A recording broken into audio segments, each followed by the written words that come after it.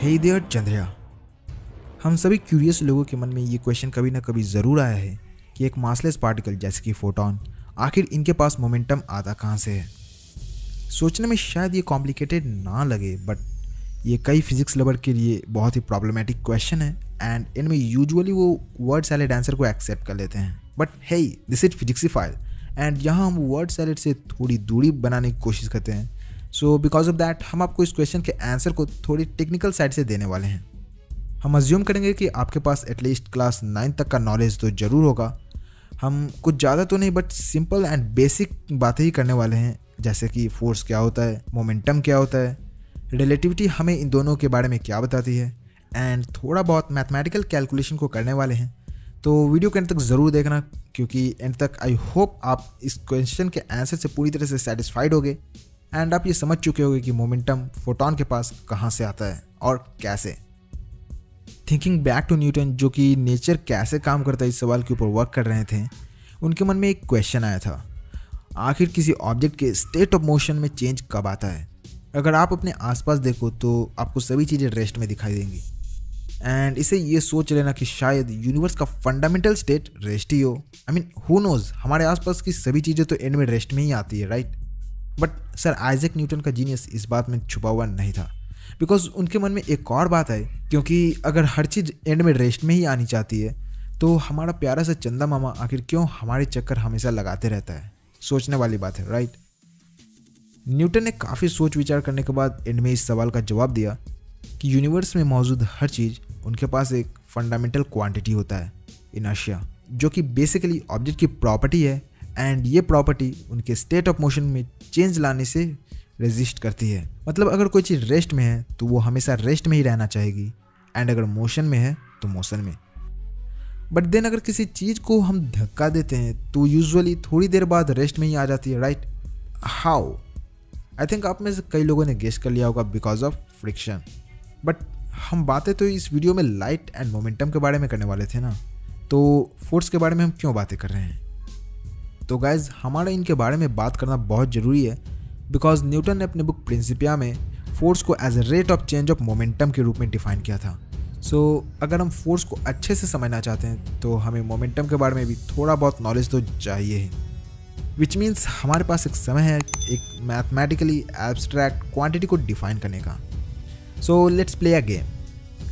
अगर आप एक बहुत ही बड़े केव में खड़े हो एंड अचानक से आपके पीछे से एक बहुत ही बड़ी रॉक रोल करती हुई आती है, तो आपका सबसे पहले रिएक्शन क्या होगा?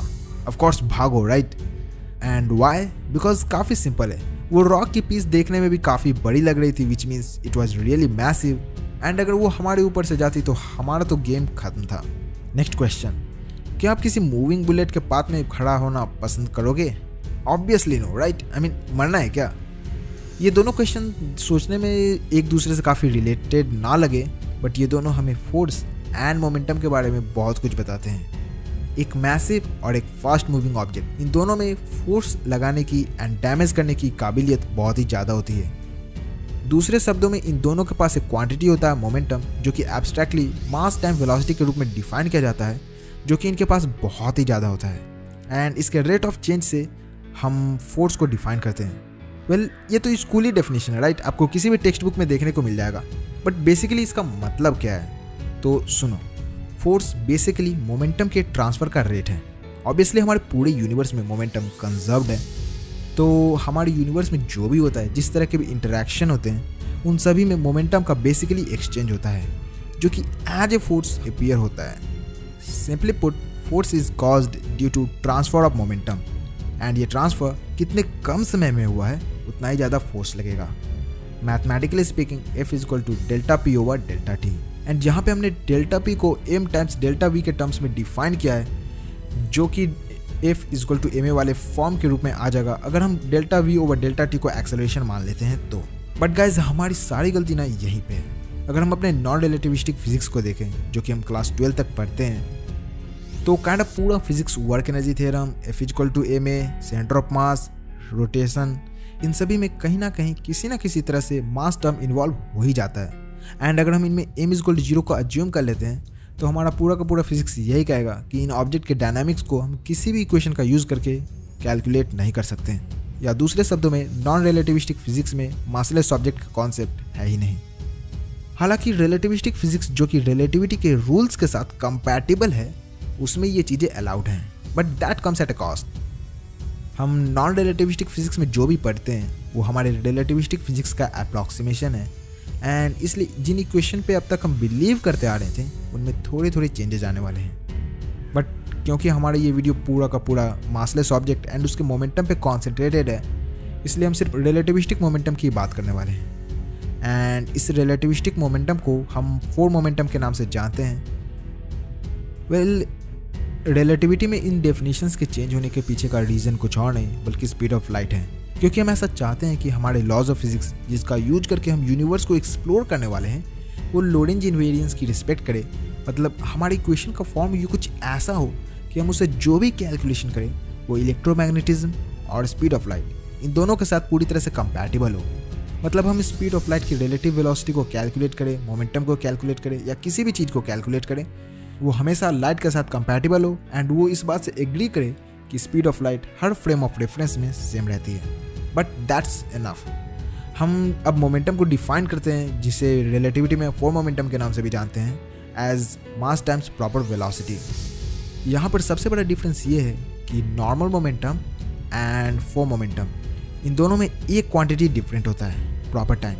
Normal momentum m times delta x over delta t के रूप में एक्सप्रेस्ड होता है, जहाँ पे delta x and delta t ये दोनों एक पर्टिकुलर कोऑर्डिनेट सिस्टम में मेजर्ड होता है। बट फोर मोमेंटम एक हाइब्रिड क्वांटिटी है जो कि delta x over delta tau को इन्वॉल्व करती है।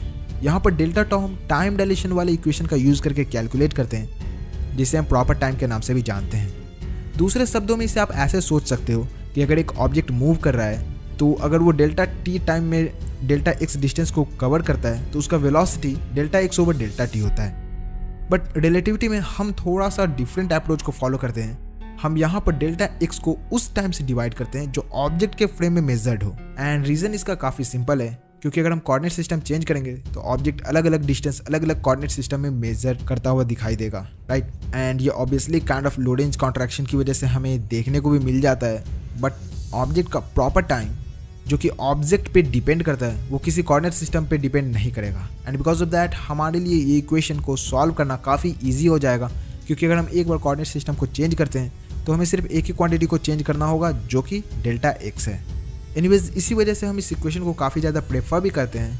एंड अगर हम नॉन रिलेटिविस्टिक अप्रॉक्सीमेशन लेते हैं तो ये दोनों इक्वेशन सेम ही हो जाते हैं। बट इससे पहले कि हम इस इक्वेशन का यूज़ करके लाइट के मोमेंटम को कैलकुलेट करें, हम दो छोटे छोटे कैलकुलेशन को करने वाले हैं, लाइट का मास एंड उसका प्रॉपर टाइम।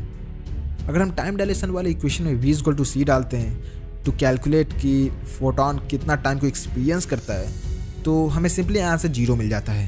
एंड अगर रिलेटिविस्टिक मास वाले इक्वेशन का यूज़ करके हम फोटॉन के रेस्ट मास को कैलकुलेट करने की कोशिश करते हैं तो वहाँ पर भी हमें ऐसा ही कुछ दिखाई देता है। अगर हम इन दोनों इक्वेशन का यूज़ करके फोर मोमेंटम को कैलकुलेट करते हैं तो रिजल्ट 0/0 आता है। शायद आपने इस रिजल्ट के बारे में अब तक नहीं पढ़ा हो, बट 0/0 एक इनडिटर्मिनेट फॉर्म है जो कि काइंडा अनडिफाइंड होती है। इस चीज़ को आप क्लास 11th में लिमिट्स नाम के चैप्टर में भी पढ़ने वाले हो, बट अगर आपने उसे नहीं पढ़ा है तो यहाँ पे मैं एक छोटा सा एग्जाम्पल दूंगा। किसी नंबर x को 0 से मल्टीप्लाई करो, ऑब्वियसली दोनों साइड 0 हो जाएगा, राइट। बट इससे पहले कि 0 = 0 लिखो, आप दोनों साइड को 0 से डिवाइड कर दो। अगर आप ऐसा करते हो तो x = 0/0 आ जाता है, क्योंकि यहाँ पर आपने x की वैल्यू को अज्यूम नहीं किया था। इसका मतलब 0/0 कोई भी नंबर के इक्वल हो सकता है। एंड ऐसे केस में अगर 0/0 = 1 = 2 हो जाता है तो ये एक तरह से कॉन्ट्रडिक्शन है, क्योंकि एक नंबर दो अलग अलग नंबर्स के इक्वल है, राइट। बट अगर आप मैथमेटिकल लेवल पे जाओ तो इस कैलकुलेशन को करना अलाउड पूरी तरह से नहीं है, बट आई गेस आपको ये थोड़ा बहुत फील देने में सक्सेसफुल हुआ हो। एनीवेज इस इनडिटर्मिनेट फॉर्म का सिर्फ एक ही मतलब है, हम फोर मोमेंटम के इक्वेशन का यूज़ करके मासलेस पार्टिकल के मोमेंटम को कैलकुलेट नहीं कर सकते। इसका मतलब हमें किसी दूसरे इक्वेशन को ढूंढने की ज़रूरत है, तो हम किस इक्वेशन का यूज़ कर सकते हैं। अगर आपको याद हो तो कुछ वीडियोस पहले हमने e² = pc² + mc² के इक्वेशन को डिराइव किया था। अगर उस इक्वेशन में हम इन वैल्यूज़ को डालते हैं तो e = pc, एंड क्योंकि फोटॉन मासलेस होने के बावजूद भी एनर्जेटिक होता है तो हम P=E/c के रूप में एक्सप्रेस कर सकते हैं एंड यहाँ से हमें फोटोन जैसे मासलेस पार्टिकल का भी मोमेंटम देखने को मिल जाएगा। But what does it mean? जैसा हमने आपको ओल्ड रिजल्ट E=mc² के बारे में भी बताया था कि ऑब्जेक्ट का टोटल एनर्जी उसके काइनेटिक पोटेंशियल और इंटरनल एनर्जी पे भी डिपेंड करता है, बिल्कुल उसी तरह से ऑब्जेक्ट का मोमेंटम उसके मास के साथ साथ उसके टोटल एनर्जी पर भी डिपेंड करता है। दूसरे शब्दों में आप इन दोनों इक्वेशन में से किसी भी इक्वेशन का यूज़ करके किसी भी ऑब्जेक्ट का मोमेंटम को कैलकुलेट कर सकते हो, वो मैसिव हो या मासलेस हो, इस बात से कोई भी फर्क नहीं पड़ता। बट क्योंकि मासलेस ऑब्जेक्ट के केस में इनमें से एक इक्वेशन इनडिटर्मिनेट बन जाता है, इस वजह से हमें यहाँ पर दूसरे इक्वेशन का यूज़ करना काइंड ऑफ हमारे लिए मजबूरी है।